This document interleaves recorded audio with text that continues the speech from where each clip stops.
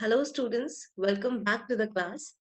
So today we are going to start with George Bernard Shaw's Spoken English and Broken English.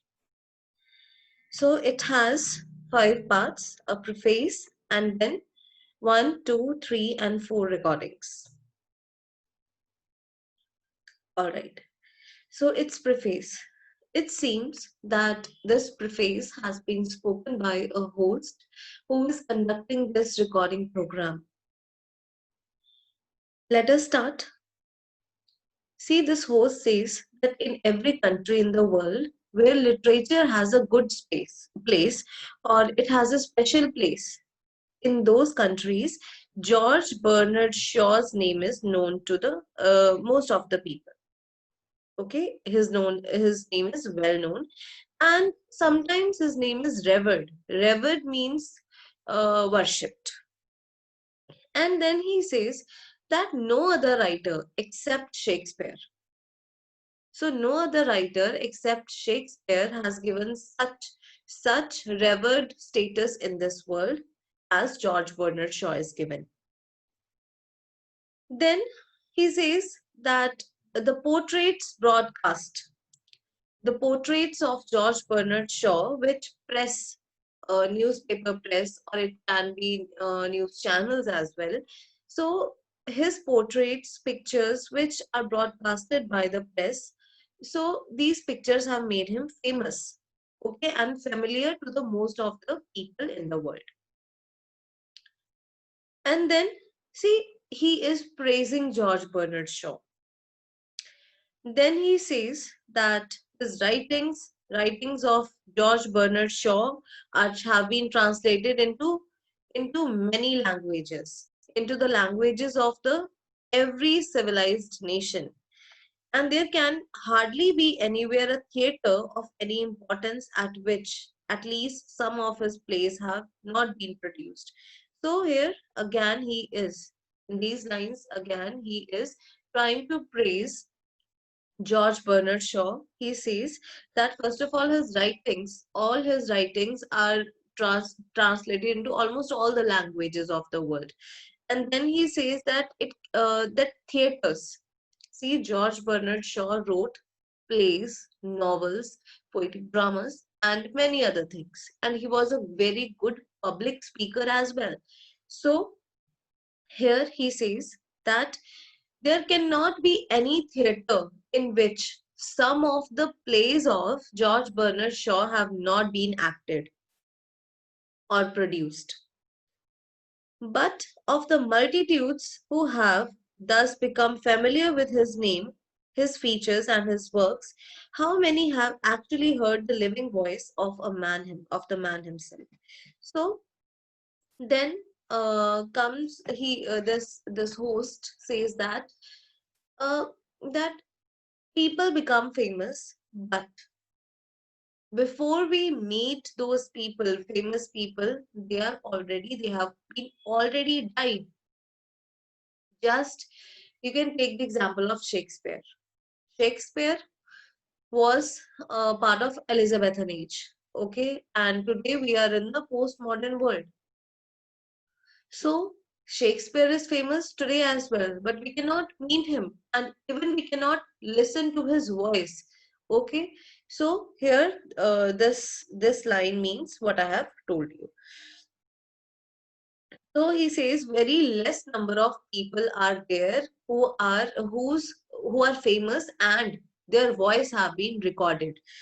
See, he says their number is comparatively speaking this infinitesimal. See, this word means that number is very less. Then thanks, however, to Mr. Shaw's courtesy in consenting to have his voice reproduced on lingua phone records. So then he says that the company Lingua Phone Institute is very thankful to George Bernard Shaw, who gave the consent, who affirmed that he will give his voice to this institute for recording. It will now be possible for yeah, here I am.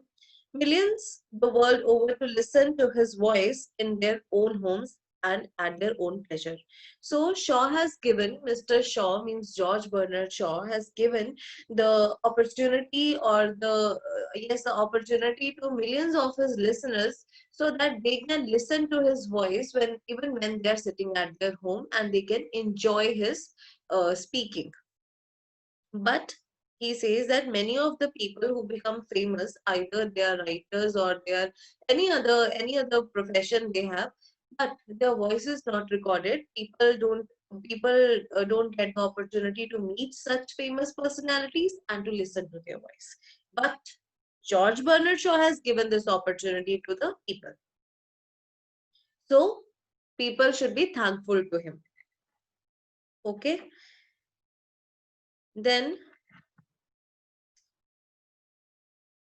that it is a great privilege for the Linguaphone Institute to be able to record the voice of this literary genius goes without saying, but apart from that, the fact that the voice of the master has thus been perpetuated will be of the utmost interest and importance to the vast number of people who have been entranced by his writings. So, he again says that Linguaphone Institute has been given a great privilege, honor of recording the voice of a great master, that is George Bernard Shaw, who has a literary genius. And then he says that people who are fan or entranced means that they are mesmerized or they are charmed by the writings of George Bernard Shaw. They will be given the opportunity to hear the voice of their favorite writer. Okay. There has been in modern times no writer who have been captured the imagination of the public to such an extent has George Bernard Shaw, and the making of these records presents a boon to his admirers all over the globe and an epoch making event in the history of literature. So here he says that no other writer except George Bernard Shaw has been able to observe the society very carefully. So he says that capture the imagination of the public. So means whatever the public or whatever the people imagine in their real life, George Bernard Shaw observed that. Means he observed the society and that observation is reflected in his works. So these recordings, which will be done by George Bernard Shaw through Linguaphone Institute, will become a boon for his admirers. Boon means helpful. Okay, so these recordings will be helpful for the admirers or the fans of George Bernard Shaw. Then Mr. Shaw very kindly prepared a special address for the recording, and the text of that address, composed in his own inimitable style and full of true Shawian humor and whimsicality, will be found in the following pages, together with a short sketch of his career. So, here he says that George Bernard Shaw, who is going to address in the next recordings, is going to deliver a speech on a very um, uh, on a special issue and on a special matter. And then he says that see, let me clear first of all your you may have a doubt that see, this is why I call this preface a host, because um, it is an address. This preface is introducing George Bernard Shaw to us. Okay, and this preface is admiring or making us feel that what we are going to read in the next pages is going to be useful and and must be having some importance. The lines that the lines which says that in the following pages, it means that this preface has been written afterwards when the recordings were done. but we are reading it as a text, so this preface is acting as a host to us. Is that clear? Okay, come back to the text. So then he says that the following pages are going to be filled with a lot of humor. Shawvian is a style in which is particular to Shaw, George Bernard Shaw, which contains humor and whimsicality. Whimsicality is again good humored only. So then he says uh, that there is a biographical sketch which has been given in the following pages.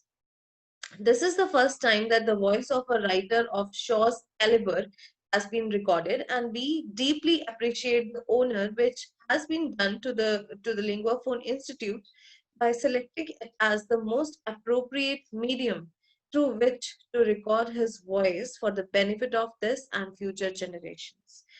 So here again, he says that this is for the first time that the voice of a writer who is having a lot of caliber. Caliber is a lot of art. This writer is very artistic. He has the caliber. He has the potential to do to show the artistic work in his literary texts. Okay, so he says that this is for the first time that a good writer's voice is going to be recorded, and this is going to be recorded by Linguaphone Institute. So this is a very privilege to this institute. And then he says uh, that this recording is going to be beneficial for this generation as well as for the future generation. This biographical sketch you will read by yourself. So let us go to the recording number 1. Let me introduce myself, Bernard Shaw. So here Bernard Shaw introduces himself in the very first recording. So let us see what he says. I'm asked to give you a specimen of spoken English, but first, let me give you a warning.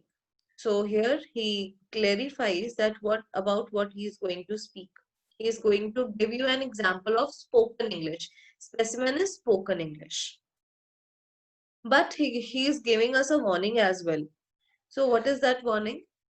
You think you are hearing my voice, but unless you know how to use your gramophone properly, what you are hearing may be something grotesquely unlike any sound that has ever come from my lips. So first of all, let me tell you, in this first recording, George Bernard Shaw will tell his listeners that what are the discrepancies in using a gramophone. That gramophone doesn't produce the same voice a person speaks through his lips. Okay? Okay, so here he says the same thing that you think that the listeners are thinking that they are hearing George Bernard Shaw's voice, but they will listen to his voice, his own voice, in just one condition, which is that condition if the listeners know how to use the gramophone properly. See, this recording wasn't done when such tape recorders and mobile phone recorders were there. It is these types of recorders are available to us in our era, not in George Bernard Shaw's era. At the time, gramophones were there. Okay, so these gramophones were there. Then he says that since the listeners must be listening to him, to his voice through a gramophone, so a gramophone its speed has to be adjusted. And then he says what you are hearing, what the listeners are hearing, maybe it can be grotesque. Grotesque is funny, and unlike any sound that he says that it can be possible that the sound the listeners are listening may not be similar to the sound he has in his throat. Now he will narrate an incident. A few days ago, I heard a gramophone record of a speech by Mr. Ramsay MacDonald, the parliamentary chief of the British Labour Party, who has a fine, deep Scottish voice and a remarkably musical, dignified delivery. So he says that a few days ago he was listening to a gramophone record, just like George Bernard Shaw himself is recording. He listened to the record done by Mr. Ramsay MacDonald.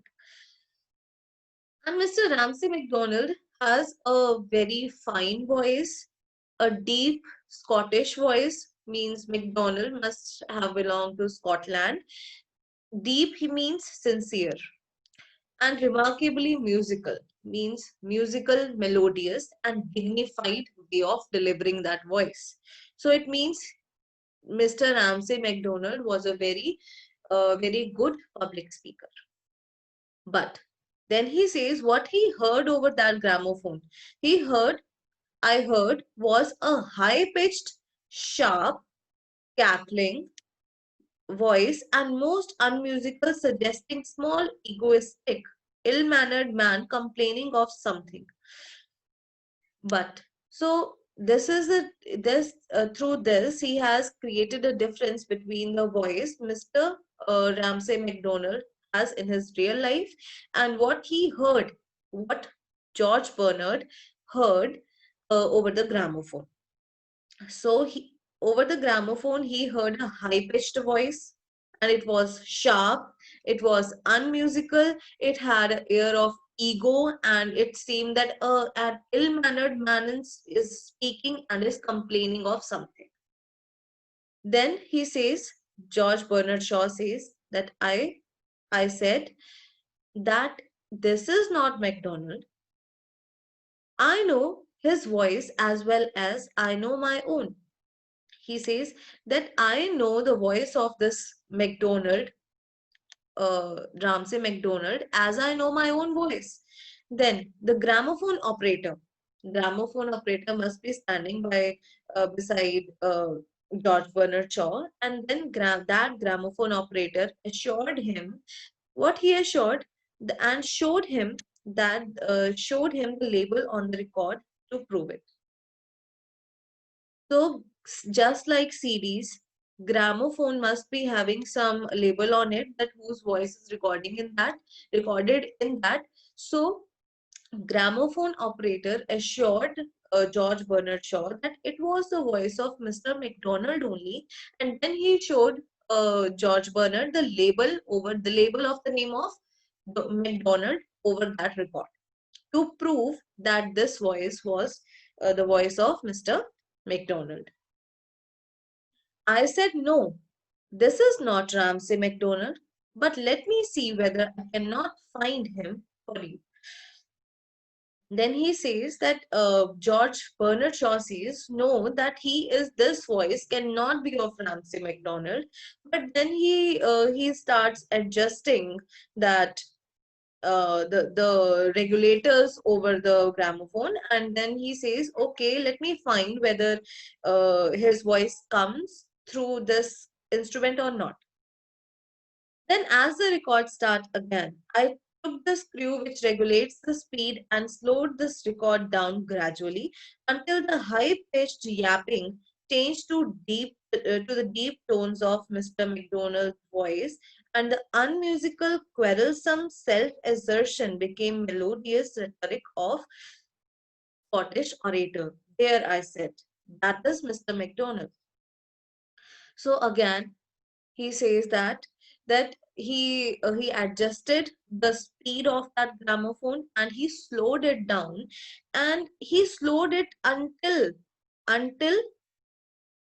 high pitched voice became a serious voice of as MacDonald has, and unmusical, quarrelsome. See, he was telling that the voice of Mr. MacDonald was over gramophone was like he is complaining against something.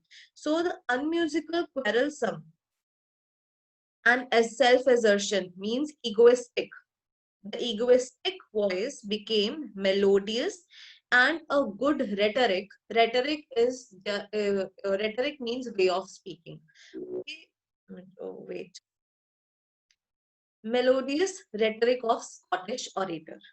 So, after making changes in the gramophone, the voice quality changed and it became deep, melodious, and a very good rhetoric. There I said, that is Mr. MacDonald. Then he says, as he was talking to the gramophone operator, he says that there, that at this, at by setting the speed, here we are getting the voice of Mr. MacDonald. Okay, now he comes back from that incident. So you see, you are here, listeners. Okay, so you see, what you are hearing now is not my voice, unless your gramophone is turning at exactly the right speed. So he says that if your gramophone is not having a good speed, or the perfect speed for my voice, then you are not listening to my voice at all. I have records of famous singers and speakers who are dead, but whose voices I can remember quite well. Adelina Patti. So these are just the names of those personalities whose records have been maintained by George Bernard Shaw. Charles Santley, then so okay, all these are all the names. But yeah, from here. But they sound quite horrible and silly until I found the right speed for them, as I found it for Mr. McDonald. So he says that he has a good collection of the records of some singers and famous personalities. But when he listens to those records, he has to adjust the speed. He has to reach the right speed for their voices. Otherwise, their voices sound horrible and silly. Okay. Now, the worst of it is that I cannot tell you how to find the right speed for me. So Mr. George Bernard Shaw is recording himself now, and he says that the worst part of the recording is that he cannot tell people, the listeners, how to adjust the meter of speed for his voice, the right speed for George Bernard Shaw. Those of you who have heard me speak, either face to face with me or over the wireless, will have no difficulty. Then he says that there is no difficulty for those who have listened to him over either face to face or over a wireless instrument. They know the voice of Mr. George Bernard Shaw, and they can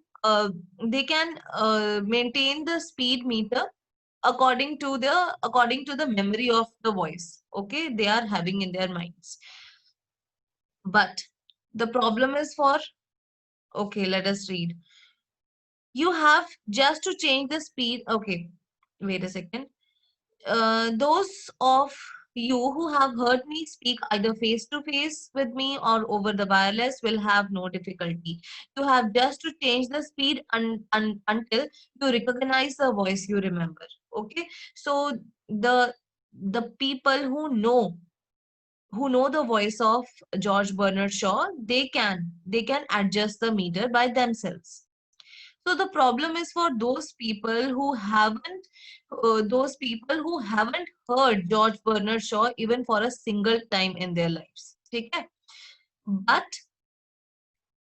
what are you to do if you have heard me never heard me? So the problem is for those who have never heard George Bernard Shaw in their life. Well, now, but George Bernard Shaw has a solution for those people as well. So he says, well, I can give you a hint that will help you. If what you hear is very disappointing and you feel instinctively that must be a horrid man, you may be quite, sure the speed is wrong. So here George Bernard Shaw is very tricky.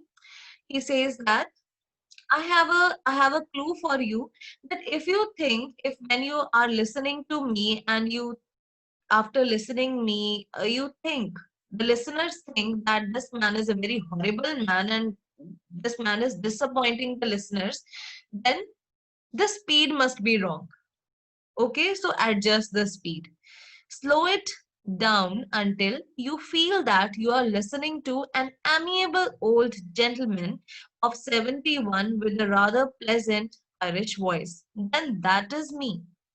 He says, so he says here that, okay, if you find me horrible while speaking, then slow the speed down, and until you find my voice just like the voice of of an old man of 71, and a very amiable man, a pleasant man who has a pleasant voice and an Irish accent. Because Irish voice, they're written, can you find the word Irish voice? Irish voice means Irish accent, uh, Irish Ireland. And when you will find such a voice, then that's the voice of George Bernard Shaw.